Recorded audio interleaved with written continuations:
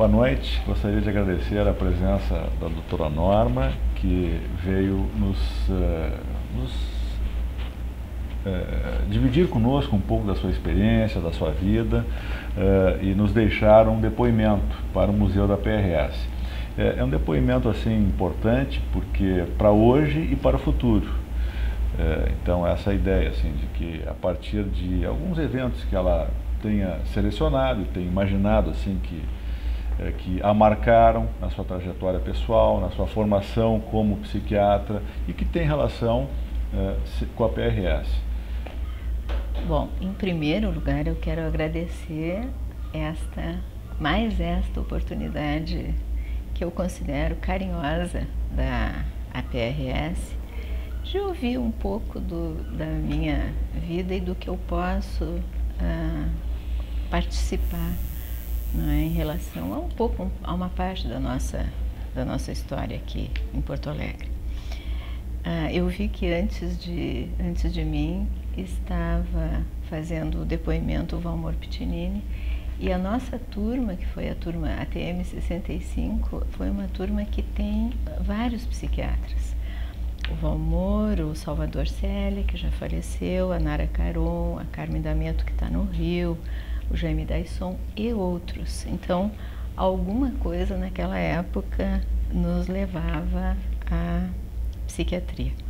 Depois eu fui fazer psiquiatria um pouco mais tarde do que os meus colegas, e aí tive o prazer e a honra de completar o meu curso de psiquiatria com o Rogério Aguiar, o Aristides Cordioli, o Cláudio Azeric, que neste ano de 2011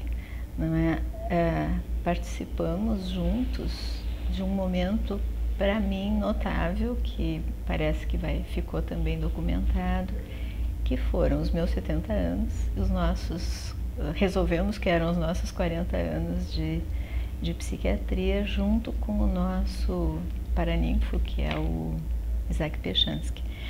Então foi um momento festivo aqui na associação e um momento também de lembranças e de falar sobre esse percurso. Bem, eu acho que me cabe falar um pouco sobre a psiquiatria infantil. Sim. Que certamente na psiquiatria infantil eu devo ter acompanhado o pessoal que começou toda a nossa formação. Eu me lembro muito da clínica do Dr. Nilo Fischner, que também faleceu, que durante algum tempo reuniu cursos vindos de argentinos, fundaram depois a ABNEP. O Salvador Célia é primo do Nilo. Então, eram épocas de início, o Luiz Carlos Prado, José Otteral, enfim. Em 76, eu fui para a França e voltei em 80.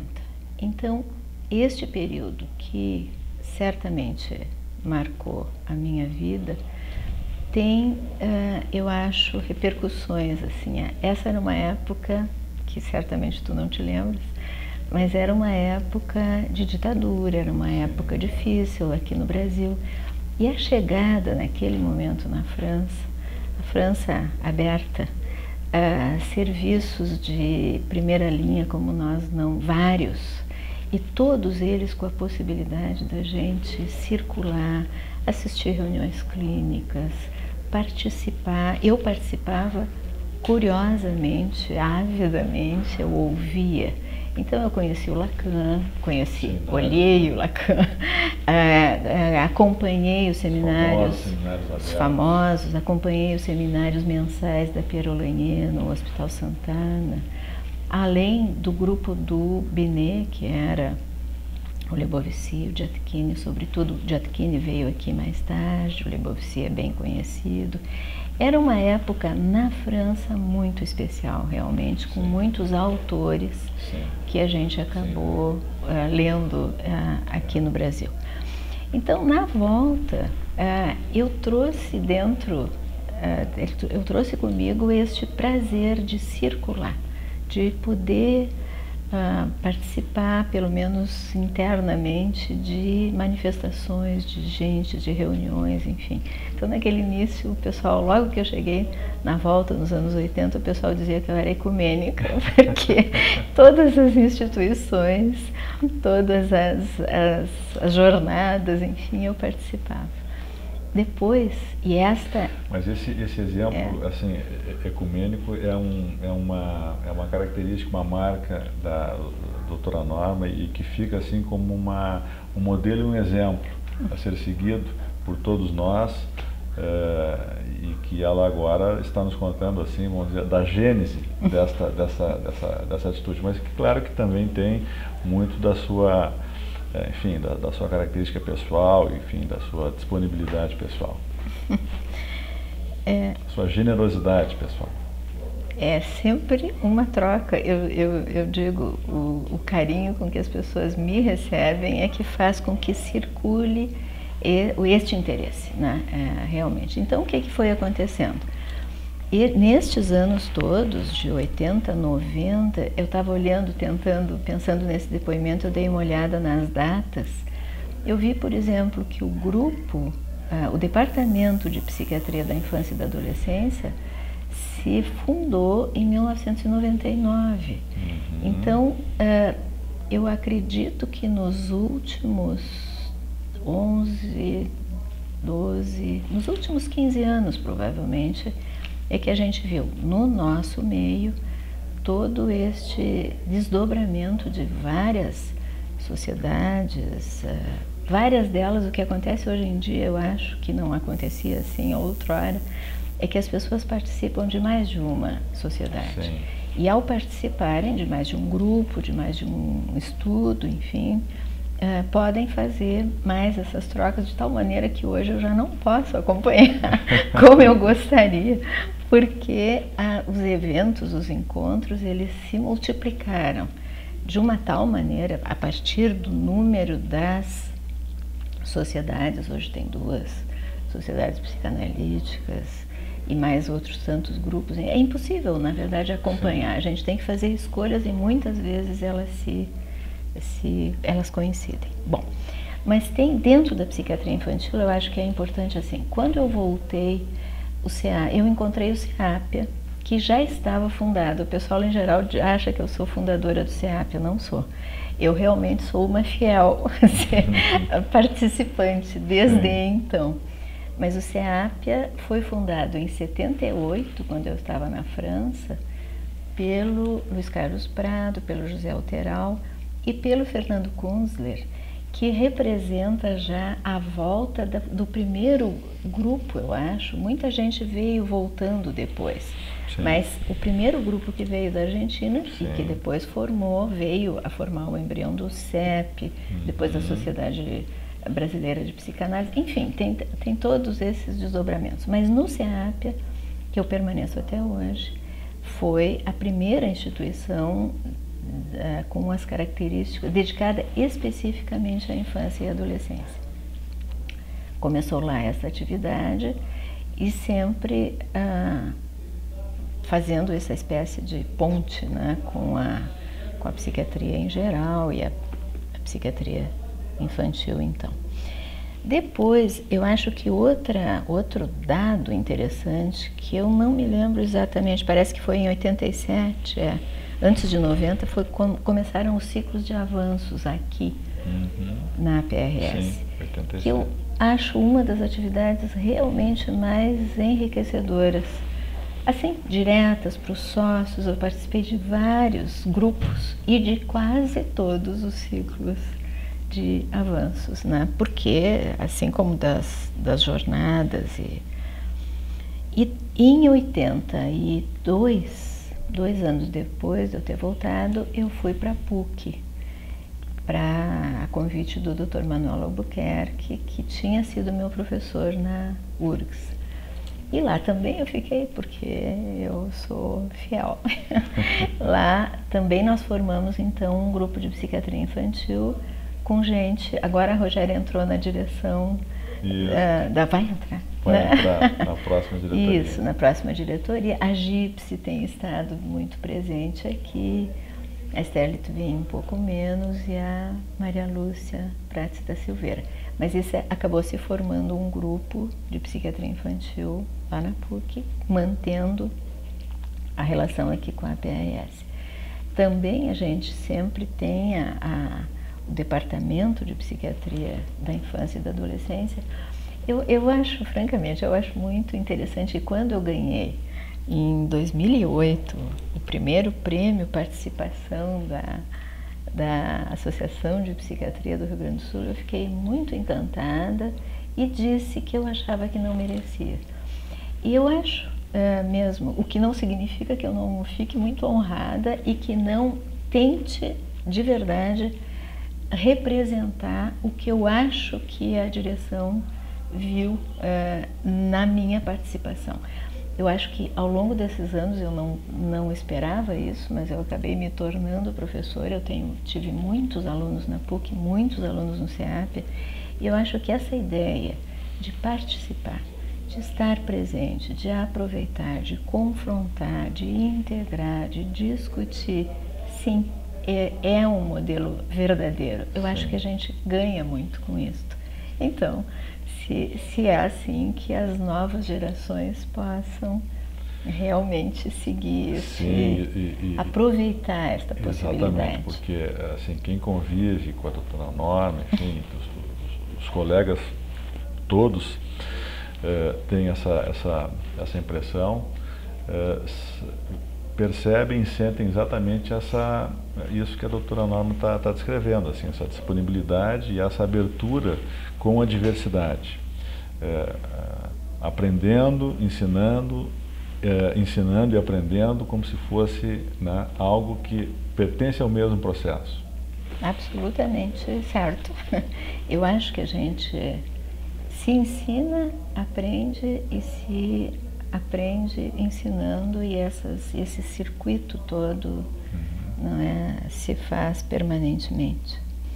Desde muito tempo, eu não tinha certeza que eu ia fazer psiquiatria sequer, e eu fui atendente na Clínica Pinel junto com o Valmor e com outras pessoas. E depois eu fui, durante um tempo, eu trabalhei em reabilitação profissional e depois reabilitação infantil. Sim. Tudo o que a gente faz, uma vez eu escrevi alguma coisa sobre a participação em equipe, a possibilidade de trocas com famílias, já com crianças, enfim, também trazendo estas experiências, sempre as experiências vão se somando na vida da gente, mesmo que aparentemente tenham uma diferença ou uma ruptura. Sim. Na verdade não, elas se somam. Né? E a ideia da equipe, da reabilitação como a forma de buscar o que haveria ainda a ser preservado ou desenvolvido, enfim, eu tenho visto nos últimos anos como muitas vezes aquelas sementes de 30, 40 anos atrás, elas vão se desenvolvendo, elas vão se renovando com outra dimensão. Isso é importante, né? Que poder olhar para trás, verificando aquilo que começa como uma semente, mas que se desenvolve na medida em que traz dentro de si um potencial, e que ao encontrar um campo fértil, as coisas conseguem evoluir, porque quando se chega, enfim, numa determinada época cultural, se imagina que as coisas, enfim, elas realmente estão prontas, né? Que elas já aparecem assim. E não, é uma evolução, é um amadurecimento, e quem participou desta evolução tem esta noção que a doutora Norma está nos lembrando aqui agora. Né? Uma outra coisa que eu acho que também é uma discussão até hoje, às vezes, é assim. Nós tivemos, em Porto Alegre, eu acho que a psiquiatria de Porto Alegre se caracterizou naquela época por uma ligação com a psicanálise muito grande. Todos os nossos professores eram psicanalistas E se a gente não fizesse formação psicanalítica, certamente a gente fazia uma formação em psiquiatria dinâmica, Sim. não é? Bom, quando a minha estada na França reforçou enormemente, eu fiz uma imersão nos serviços de psicanálise. E hoje em dia, quando algumas pessoas perguntam, mas será que a gente precisa fazer formação psicanalítica para poder se considerar um psicoterapeuta ou um psiquiatra com uma formação dinâmica? Eu acho, é óbvio que a formação psicanalítica é enriquecedora, significa um tipo de trabalho e um tipo de pertencimento extremamente importante. Mas a gente pode sim ser psiquiatra com uma orientação psicodinâmica, a gente pode estudar a teoria psicanalítica, especialmente quando a gente trabalha com crianças. E essa eu acho que é outra perspectiva destes 30, 40 anos. Cada vez mais, e aí vem um outro aspecto da evolução atual, que são as neurociências. A forma como os estudos de neurociências vêm confirmando tudo que algumas coisas tantas a gente conhecia da psicanálise. Olha, o que é infantil, o que é precoce, Melanie Klein, etc. Marca, enfim. Bom, hoje isso está sendo relido, repesquisado, reestudado, confirmado com outras leituras e certamente nos enriquecendo. Então, esta espécie de entrelaçamento também nestes anos com as neurociências, com a psiquiatria infantil dando realmente base para o entendimento da doença mental, não só como uma hipótese quando a gente trabalha com adultos. Acho que essa também é uma dimensão que eu acabo entendendo, a minha tradução pessoal disto é que o desenvolvimento é muito importante. E aí vem agora, nesses últimos institutos de pesquisa brasileiros, nós temos colegas gaúchos tão importantes como Flávio Kapczynski no Instituto Translacional, como Rode no Instituto de Psiquiatria do Desenvolvimento. Então a gente vê de outras formas o quão importante é esta visão, seja em pesquisa, seja em clínica.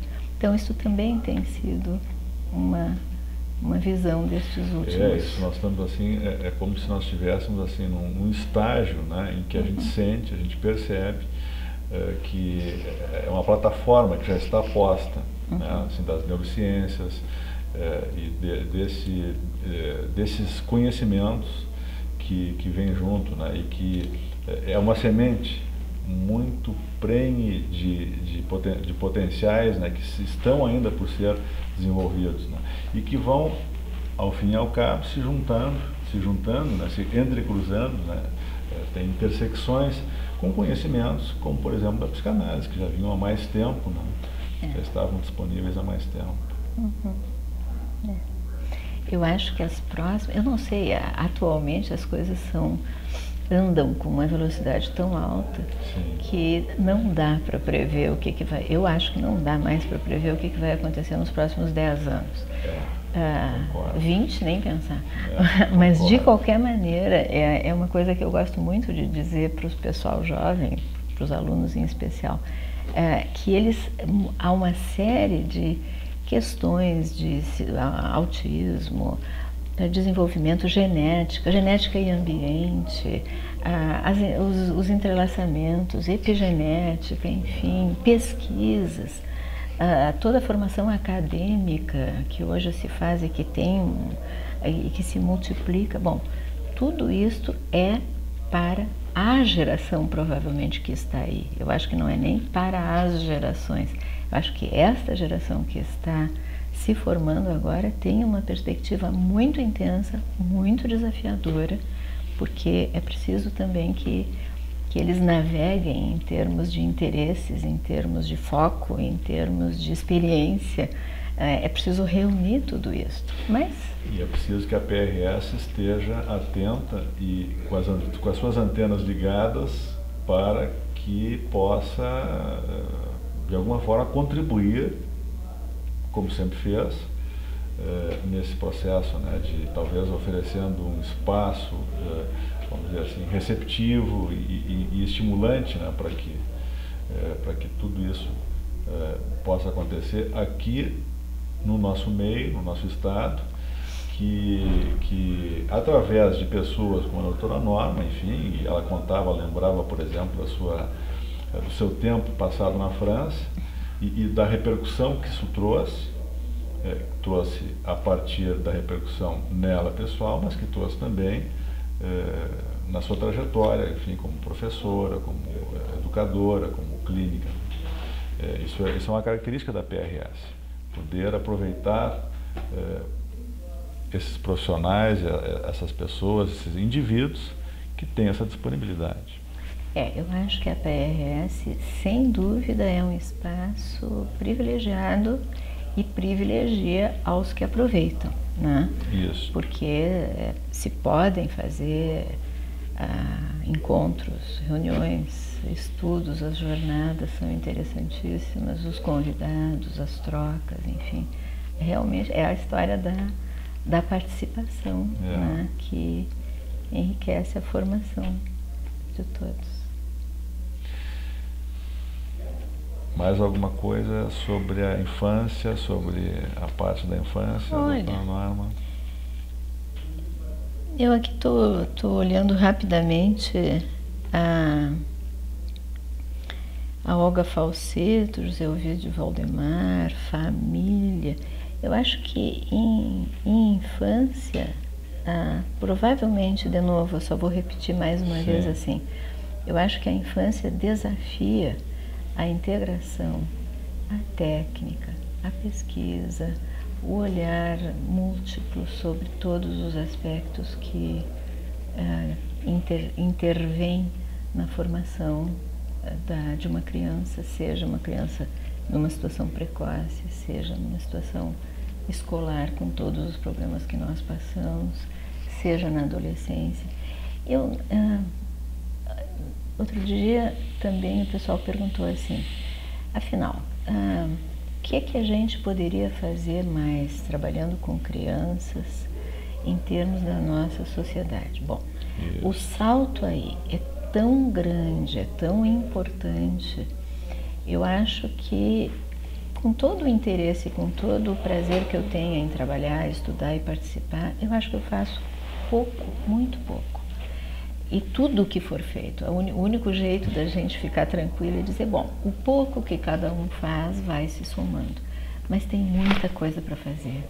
E a responsabilidade nossa, profissional, como psiquiatras, médicos, psiquiatras, participando de equipes, intervindo na medida do que nós pensamos, nas políticas de saúde, enfim, bom, o nosso país precisa muito, na verdade, da gente. Precisa muito. O Dr. Fernando Lederman é um que sempre sublinha muito esta responsabilidade do psiquiatra ir ao encontro das demandas que estão na sociedade e que talvez muitas vezes ainda não estão suficientemente claras, mas elas estão ali.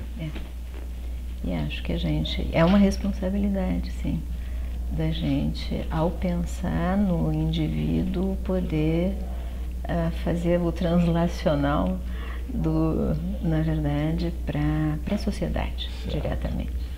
Ok.